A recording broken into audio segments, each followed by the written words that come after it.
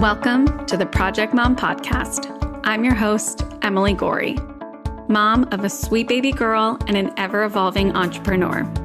On this show, we will explore the intersection of motherhood and entrepreneurship.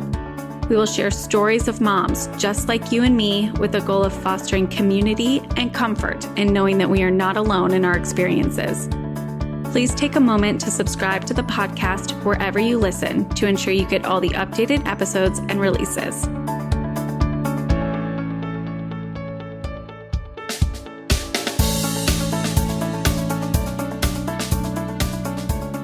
Welcome to today's episode of the Project Mom Podcast. I want to talk about community today and how important it is and how we can get it.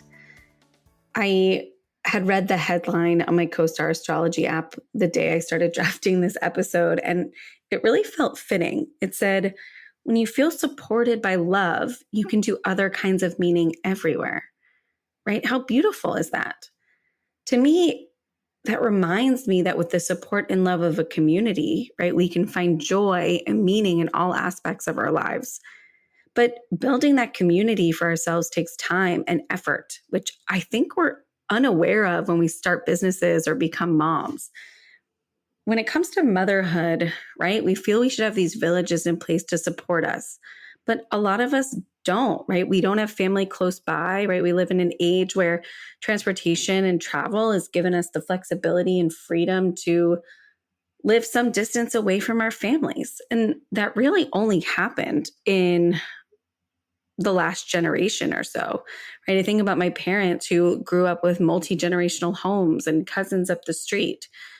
And these past couple of generations have really made major strides in creating environments for ourselves that work towards equality. But as we focus on supporting this change, we lose some of that inherent support that those before us may have gotten, right? Like those villages of aunts and cousins and neighbors who are primarily providing for others in the family. So from the get-go, right, we have to be intentional about creating support for ourselves. And I know I'm not alone in the thought that I just expected all moms, honestly, to be looking to make friends. So I figured I could, go to the playground, strike up a conversation with the other moms there, and pretty quickly find women who wanted to get together weekly with our rambunctious kids and share our trials and tribulations about motherhood.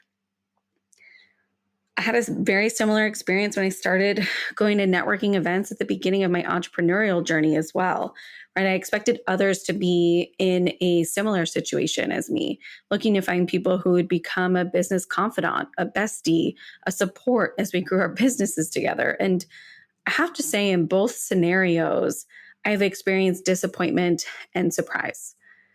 It is not that way. Not everyone is willing or able to meet us where we're at. And it wasn't until I tried did I know. So that's what I want to focus on today, right? How do we find our people in the face of rejection or disappointment when we put ourselves out there? And as simple as it sounds, my biggest recommendation is to just keep going, right? Keep putting yourself out there. Your people will come. And perhaps we need to maybe reframe what we're looking for in each opportunity, right? Are we able to see the impact that each person we encounter on the journey as providing us a reflection for ourselves, right? Can we find the beauty in some of these moments as micro support, right? That woman that you met at the networking event, the one who you had an amazing conversation with about your businesses, and you realized you're on the same stage of creation together, yet she hasn't been as receptive to your efforts about getting together again. I'm sure we've all experienced that in some capacity, right? Can we recognize the comfort and support that she actually was able to give us in that moment, right? Was she able to actually remind us that we are not alone in this journey, in these experiences, right? That's impactful. For the moms who are looking for that community, right? Did you meet someone at the park who maybe is only visiting the area, but she felt like she could be your mom's soulmate, right? In those moments, she was able to validate some of the struggles for you that you were having with your own kids, right? Maybe around behavior or feeding or just loneliness in this journey as a new mom, right? What a beautiful moment, a micro moment of support.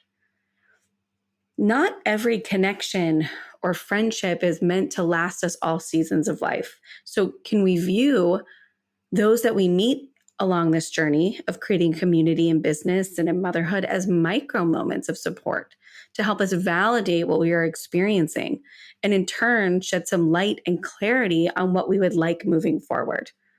So how can we find a community that evolves with us? And for me, it comes down to a couple of things. The first is thinking about what your goals are for a community. Is it you're looking for hands-on help with your children? Are you looking for mom friends that you can parent with side by side as you work through different stages? Are you looking for a business confidant for accountability or for growth? Next, with those goals in mind, make a list of opportunities near you where you can meet people who fit this criteria, right? Think about new mom groups, mommy and me classes, perhaps neighbors who have young children, institutions that align with your goals, right? Such as religious institutions or maybe daycares that provide childcare alongside valuing community gatherings, right? Maybe you're looking for communities such as business networking groups or Facebook groups for mompreneurs. And ultimately, put yourself out there, right? Make an effort to join one or two of these and just meet people, right? The more you do this, the more clear you're going to get on what works for you and what doesn't.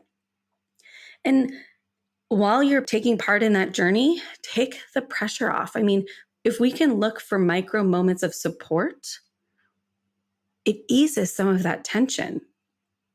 And what's great about mom groups or business groups, I find from experience, is that there's usually like a level of commitment of a few weeks of classes or events. So you do get to see the same folks each week. And it really takes the pressure off of having to make the connection immediately and, putting yourself out there to swap numbers at the risk of never seeing this person again. So ultimately, can we trust the process? Can we be open-minded? What did you like about that group or not like about that interaction, right? Take note. What was your body telling you? Try something different next time, right? Making friends and a community takes time and trust. Trust that the people who are meant for you will come and will love you for you. So I'd love to know, right? What kind of experience have you all had as you tried to build your community? Does this resonate? What worked for you as you found your people?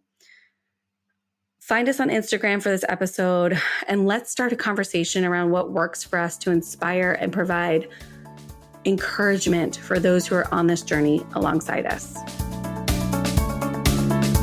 Thanks so much for listening to today's episode.